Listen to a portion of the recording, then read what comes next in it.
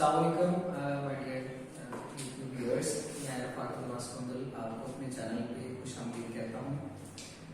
अल्हम्दुलिल्लाह जिस एम के साथ हमने अपना सफ़र शुरू किया था उसको बड़ी अच्छी तरह से कंप्लीट होने जा रहा है और बहुत सारे लोग इससे फ़ायदा उठा रहे हैं और देख रहे हैं और अपनी इंग्लिश इम्प्रूव कर रहे हैं। मेरे बहुत सारे दोस्तों और बहुत सारे अजीज़ों और स्टूडेंट्स की तरफ से एक चीज़ थी कि सर कुछ इस तरह का बनाएं कि जो जिसमें बेसिक्स की बात की जा सके कि हर बंदा जो जिसकी क्वालिफिकेशन मैट्रिक है, इंटर है या ग्रेजुएशन है, प्रॉब्लम आती है इंग्लिश बोलने में, इंग्लिश सीखने में और उसके बेसिक यूजेज में प्रॉब्लम आती है, तो क्यों ना उस पर कुछ ऐसा बनाया जाए कि जिससे सबको फायदा हो और इंग्लिश को वो अपनी डेली लाइफ में यूज कर सके, लिख सके और बोल सके और समझ भी सके। उसके लिए मैंने एक कोर्स डिजाइन किया है जो बड़ा सिंपल है। उसका फर्स्ट लेक्चर आज इंशाल्लाह मैं डिलीवर करूंगा और आपको बेसिक्स के ऊपर बताऊंगा कि हम बेसिक्स को कैसे यूज करते हैं।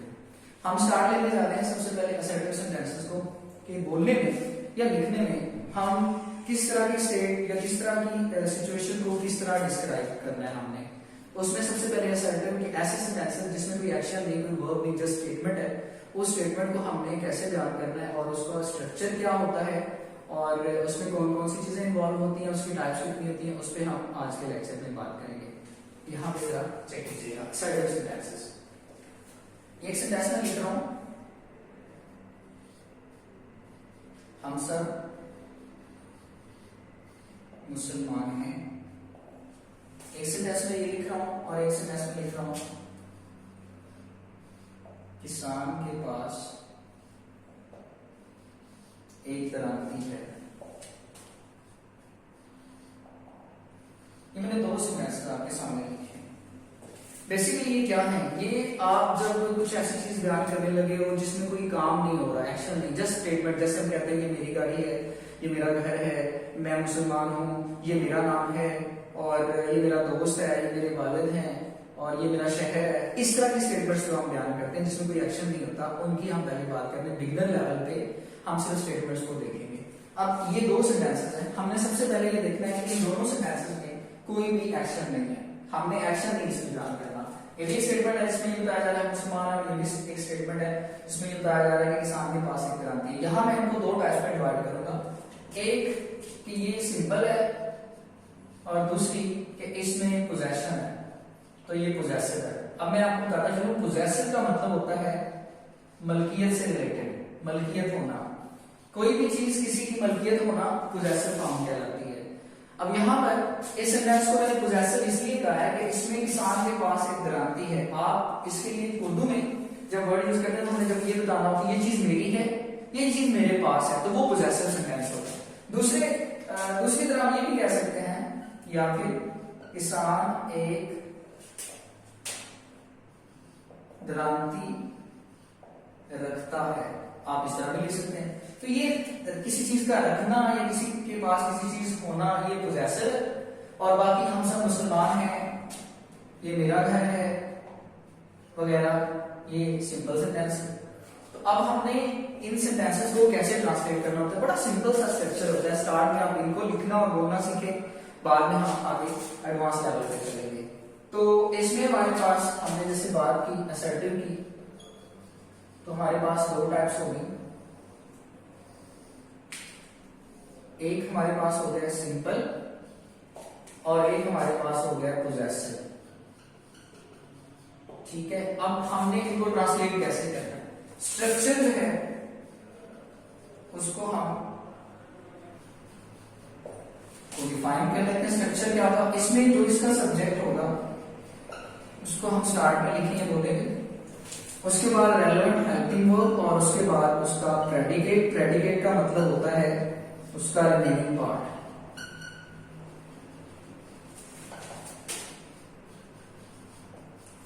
वो लिखेंगे। अब इसमें देखिए, हम सब मुसलमान हैं, सब्जेक्ट इसका ये हो गया, किसान के पास एक दरांती है, इसका सब्जेक्ट ये हो गया। सब्जेक्ट हमारे पास क्लियर है, प्रेडिकेट भी क्लियर है, हमें जो चीज याद रखनी होती है वो हेल्पिंग वर्ब होते हैं।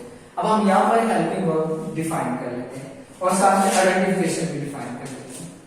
पोजेसिव में भी तीन केस हो जाते हैं हमारे, उनके भी हेल्पिंग वर्ब हम डिफाइन कर लेते हैं और सिंपल में भी तीन केसेस हैं, उनके भी हेल्पिंग वर्ब डिसाइड कर लेते हैं। पोजेसिव में अगर लास्ट में सेंटेंस के है, हैं या हूं है तो वो सेंटेंस आपका प्रेजेंट का है। अगर था, थी, थे लास्ट में आ जाता है बोलने में या लिखने में तो वो पास्ट है।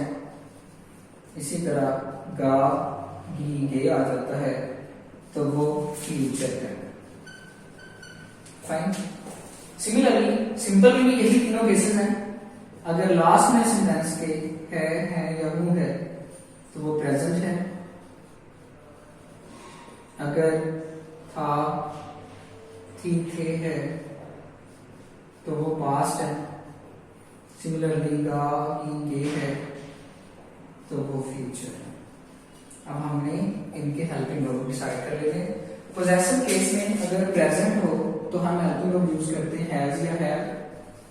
अगर पास्ट हो तो हम हैड यूज करते हैं और अगर फ्यूचर हो तो हम विल या शैल फॉलोड बाय हैव यूज करते हैं। अगर सिंपल केस हो तो प्रेजेंट में हम इज, एम, आर यूज करते हैं। पास्ट में हम वाज या वर यूज करते हैं और फ्यूचर में हम विल या शैल के साथ भी यूज करते हैं। तो ये आपके हेल्पिंग वर्ब डिसाइड हो गए कि हमने कौन से हेल्पिंग वर्ब लगाने। अब हम इनको ट्रांसलेट कर लेते हैं। सबसे पहले हमारे पास था कि हम सब मुसलमान हैं, तो इसका सब्जेक्ट है वी। चलिए पहले हम आइडेंटिफाई कर लेते हैं। हम सब मुसलमान हैं, इसको हम आइडेंटिफाई करते हैं। इसमें कोई एक्शन नहीं, असर्टिव है और इसके लास्ट में है तो प्रेजेंट है। अब और इसके जो ये पोजेसिव केस नहीं है, इसमें कोई मलकियत नहीं तो सिंपल है। अब असर्टिव, सिंपल, प्रेजेंट। तो इसमें क्या यूज होता है इज, एम, आर। अब कौन सा हमने यहां पर सिलेक्ट करना है, इज या एम या आर।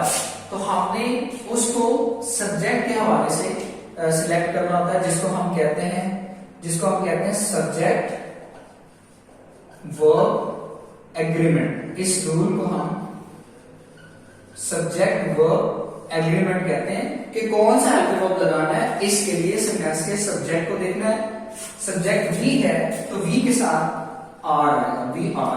पीछे क्या रह गया हमारे पास, सब मुसलमान, वी आर ऑल मुस्लिम्स। ये आपका आंसर है। देखिए कितना सिंपल है। दूसरा आप देखते हैं किसान के पास एक ग्रांति है या किसान एक ग्रांति रखता है। पहले इसको आइडेंटिफाई कर लिया।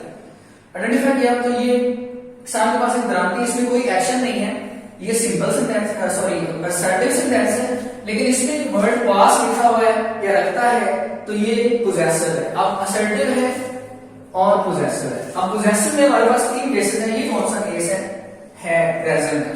अब पोजेसिव में प्रेजेंट केस के लिए हैज और हैव यूज होते हैं। अब इसका सब्जेक्ट है किसान, मतलब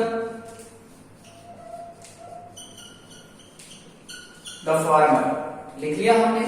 अब इसके साथ हमने क्या यूज करना है, हैज या हैव। तो सब्जेक्ट फार्मर है, इसके साथ आएगा हैज, एक ग्रांति मतलब आ सिकल।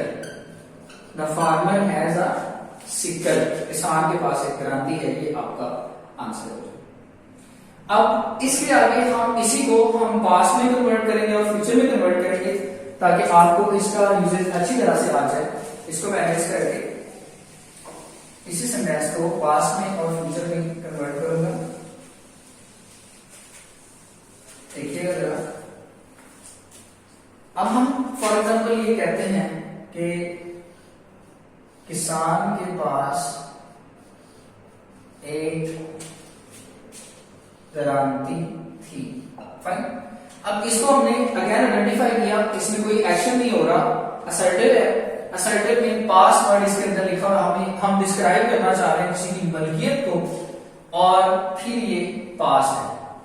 तो असर्टिव में पोजेसिव और पास्ट हेल्पिंग वर्ब यूज होगा हैड। सब्जेक्ट लिखा हमने तो ये बना द फार्मर, एज इज हमने सब्जेक्ट लिख दिया। अब यहां पर had a sickle, the farmer had a sickle. देखिएगा यहां हैज है तो ये प्रेजेंट है, यहां हैड है तो ये पास्ट है। Use of has and had. उसके बाद हम कहते हैं कि जी अहमद पास्ट में कहने लगे, दलेर सिपाही था। अब देखिएगा ये सेंटेंस सिंपल है, पोजेसिव नहीं है, और असर्टिव तो पहले ही है कि इसमें कोई एक्शन नहीं और पास्ट है। अब असर्टिव सिंपल पास्ट वाज और वर लगना है। सब्जेक्ट हमने ऐसे लिखा अहमद वाज, आगे क्या है ब्रेव सिपाही, अ ब्रेव सोल्जर, ये आपका पास हो गया। फ्यूचर में हम सामने फ्यूचर को भी डिस्कस कर लेते हैं इन्हीं दो सेंटेंसेस को लेके। किसान के पास, अगर आपने फ्यूचर को डिस्क्राइब करना है, एक दरांती होगी। देखिए इस सेंटेंस को असर्टिव, फिर असर्टिव में पोजेसिव और पोजेसिव में future. Assertive possessive future will have और शैल हैव। तो हमने यहां पर इसका लिखा द फार्मर, इसके साथ आएगा विल हैव, विल और शैल का यूजेज मैं बता दूं, आई और वी के साथ शैल आता है, बाकी सब के साथ आप विल यूज करते हैं। The farmer will have a sickle, farmer के पास एक दरांती होगी, ये आपका आंसर है। इसी तरह अगर हम ये कहते हैं कि अहमद दलेर सिपाही होगा, फाइन, असर्टिव कोई एक्शन नहीं, उसके बाद सिंपल और future will be shall be. Ahmad will be a brave soldier, ये आता है। तो तीनों टाइप्स में असर्टिव को कैसे डिस्क्राइब करना है ये मैंने आपसे शेयर कर दिया। नेगेटिव और इंटरोगेटिव चेक कर लें। अगर आपने नेगेटिव लिखना है, मतलब आपने कहना है कि किसान के पास एक दरांती नाक थी, तो यहां पर आ खत्म हो जाएगा और यहां पर आ जाएगा नो, हेल्पिंग वर्ब के बाद नो आ जाएगा। The farmer had no sickle, Ahmad Daler सिपाही ना था, तो यहां पर आ जाएगा Ahmad was not a brave soldier, helping verb के बाद नॉट लगा दिया। किसान के पास एक दरांती ना होगी, विल हैव नो सिकल, यहां पर आ जाएगा विल हैव नो सिकल, और अहमद दलेर सिपाही नहीं होगा, Ahmad will not be a brave soldier, negative हो गया। अब इंट्रोगेटिव की बात करते हैं। अगर ये इंट्रोगेटिव सवालिया आप कहना चाह रहे हैं, आप कहना चाह रहे हैं क्या किसान के पास एक दरांती थी, एंड पे क्वेश्चन मार्क आ गया, तो जो आप हेल्पिंग वर्ब यूज करते हैं इसके अंदर, वो हेल्पिंग वर्ब आप यहां से बिगिनिंग में लिख देंगे, had the farmer a sickle, तो ये आपका इंट्रोगेटिव हो जाएगा। इंट्रोगेटिव केसेस में हम हेल्पिंग वर्ब को स्टार्ट में लिख देते हैं और बाकी सेंटेंस वैसे ही रहते हैं। ये देखिएगा, क्या अहमद दलेर सिपाही था, एंड पे क्वेश्चन मार्क आ गया, तो यहां पर जो वाज लिखा था आपने, उसको आप बिगिनिंग में लिख देंगे, was Ahmad brave soldier, and पे क्वेश्चन मार्क आ जाएगा, ये आपका इंट्रोगेटिव हो जाएगा। तो हमने बात की कि आपने आइडेंटिफाई कैसे करना है। अब मैं एक और चीज आपको बता दूं, शायद आपको ये थोड़ा सा कंफ्यूज करे कि असर्टिव और जो एफर्मेटिव होते हैं इनमें फर्क क्या होता है। जो सेंटेंस एक्शन वाला था वो यूं होता है, जैसे हम स्कूल जाते हैं। अब इस सेंटेंस को गौर से देखिए, इसमें लिखा हुआ है जाते हैं, दिस इज द वर्ब। किसी सेंटेंस में जाना, करना, होना, फीलिंग या इस तरह की कोई भी एक्शन आ जाए तो वो सेंटेंस असर्टिव नहीं होता। असर्टिव सेंटेंसेस में कोई भी एक्शन नहीं होता। किसान के पास एक दरांती थी, दरांती उसके पास थी लेकिन वो काम नहीं कर रहे। अहमद दलेर सिपाही है लेकिन दलेरी दिखा नहीं रहा, काम नहीं कर रहा। और जो भी इस तरह के सेंटेंसेस होते हैं वो आप उनको असर्टिव कहते हैं, और पोजेसिव और असर्टिव सिंपल केस में आप उसको ले जाकर उसमें रेलेवेंट हेल्पिंग वर्ब लगा के जो यहां पर लिखे हुए हैं इनको आप अपने पास नोट कर लीजिए, और इस तरह के सेंटेंसेस आप यूज करें। बिगिनर लेवल पे देखिए, असल में हम लोग गौर नहीं करते। 9th क्लास में जब हमें ग्रामर एंड कंपोजिशन पढ़ाई जाती है तो वो इतना अच्छा कोर्स डिजाइन हुआ है कि अगर हम उसको कर लेना अच्छी तरह तो इंग्लिश के हवाले से हमारी 80% ग्रामर स्किल्स और ओवरऑल इंग्लिश लैंग्वेज की स्किल्स डेवलप हो जाती हैं। अगर आप इसको कर लेंगे तो इंशाल्लाह आपको लिखना भी आ जाएगा, समझना भी आ जाएगा और बोलना भी आ जाएगा कि हमने क्या करना है। जब देखिए मैं आपके सामने अगर कहता हूं the farmer has a sickle और आप इस सेंटेंस को जानते हैं तो आपको पता चल जाएगा मैं क्या कह रहा हूं। मैं कह रहा हूं किसान के पास एक दरांती है। अब आप कैसे इसको यूज करोगे अपनी डे टू डे लैंग्वेज में, वो मैं आपसे शेयर कर देता हूं। एक असाइनमेंट मैं आपको दे रहा हूं, आपने इसको कैसे यूज करना है वो जरा चेक कीजिए।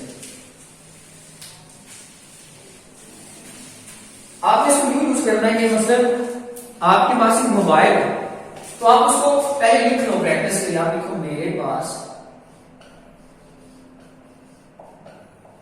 एक मोबाइल है, फाइन। उर्दू स्पीकर होने के नाते आप सोचेंगे उर्दू से इंग्लिश में क्यों हम बात कर रहे हैं, कन्वर्जन की तरफ हम क्यों आ रहे हैं। कन्वर्जन की तरफ इसलिए आ रहे हैं, बीइंग उर्दू स्पीकर हम कुछ भी सोचते हैं, देखिए बोलने के लिए सोचना पड़ता है तो वो उर्दू में होता है, हमारा ब्रेन उसको इंग्लिश में कन्वर्ट करता है, लेकिन उसके लिए मेथोडोलॉजी और वोकैबुलरी हमारे पास होनी चाहिए।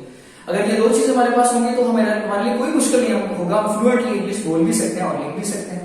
अब ये बात आप करना चाह रहे हैं, आप कहना चाह रहे हैं मेरे पास एक मोबाइल है, देखें जरा इसमें कोई एक्शन नहीं, सिंपल है, मेरे पास पोजेसिव है और प्रेजेंट है। इसका मतलब आप सब्जेक्ट है आई, असर्टिव, पोजेसिव और प्रेजेंट, हैज या हैव, आई के साथ हैव आता है, आई हैव अ मोबाइल। अब आप जहां पे आपने ये कहना था मेरे पास मोबाइल, आपने आई हैव अ मोबाइल, ठीक। और इस तरह आपने कहना है कि ये मेरा शहर है, ये मेरा शहर है, फाइन। तो ये सिंपल यानी असर्टिव में सिंपल सेंटेंस है, स्टार्ट में सब्जेक्ट है दिस। अब सिंपल में प्रेजेंट में इज़म आर्टिकल होते हैं, दिस के साथ इज़म यूज होता है, this is my city, fine.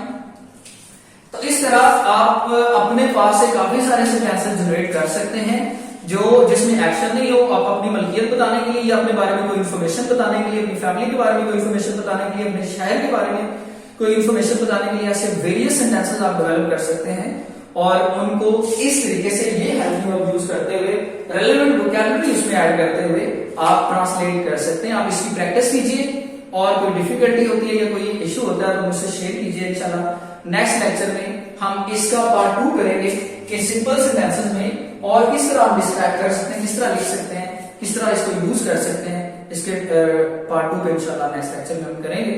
और अभी तक अगर आपने चैनल को सब्सक्राइब नहीं किया तो सब्सक्राइब कर लें, ताकि हर नई वीडियो जब भी हम पोस्ट करें लेक्चर के हवाले से तो उसकी फौरन जो है वो आपको इंटीमेशन चली जाए और आप उसको टाइम पे देख सकें और अपने लेक्चर्स को, अपनी लर्निंग को कंटिन्यू कर सकें। Thank you so very much. Allah Hafiz.